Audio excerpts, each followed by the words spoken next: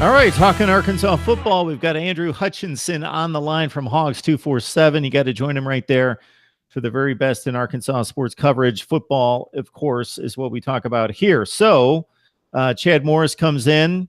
So I got a two-part question for you. You got Chad Morris, and of course, it's difficult to get a whole lot of news from the spring sessions, but just based on what you've heard, what you've seen come out of his mouth, maybe some changes he's made, what are the changes in philosophy, approach, style, Chad Morris versus Brett Bielema? Anything there? It's like night and day, honestly. Okay. They are, the main philosophy with Chad Morris, and he talked about this at his introductory press conference, was speed, speed, speed, and more speed. And that one of his favorite sayings is, if you don't have it, you're chasing it. So they are really trying to go fast, fast, fast. Trying to keep up with that scrimmage I mentioned that we actually got to see. Usually the media, we try to chart, the stats and how the quarterbacks do and the running backs and stuff like that and tackles.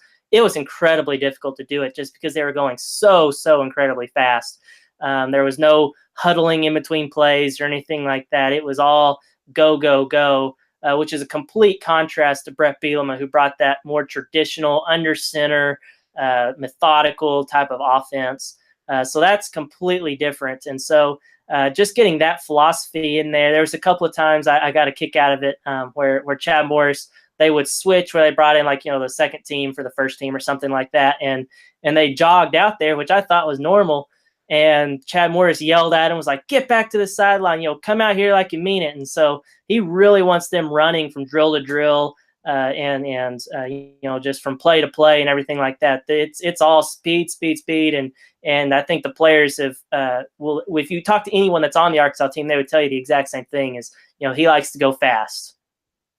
So, Andrew, this is almost an extension of what you just answered in regards to difference in the head coach. And then you get to the coaching staff.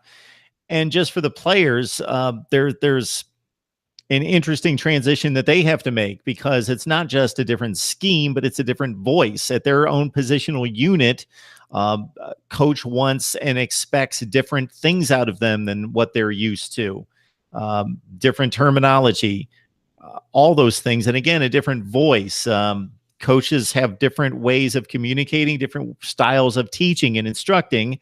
And then on top of that, I would think that for most players, unless you have a really good position in regards to what equity you've built up with the previous staff, you got a clean slate. So of course they're going to watch the tape from last year. Of course they're going to look at the numbers and see if a guy ran for 1,000 yards, he's probably in good shape to get playing time. But other than that, you got a clean slate and you bring in a new staff and guys are looking to impress.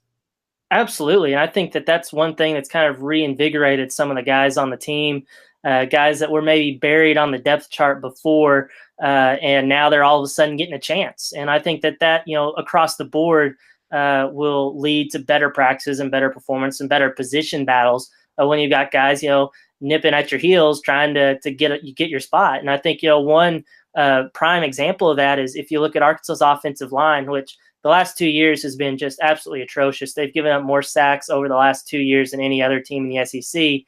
And all of a sudden we've got a battle at, I think it's right guard, between a guy named Jalen Merrick, who came to Arkansas as a high 4-star recruit.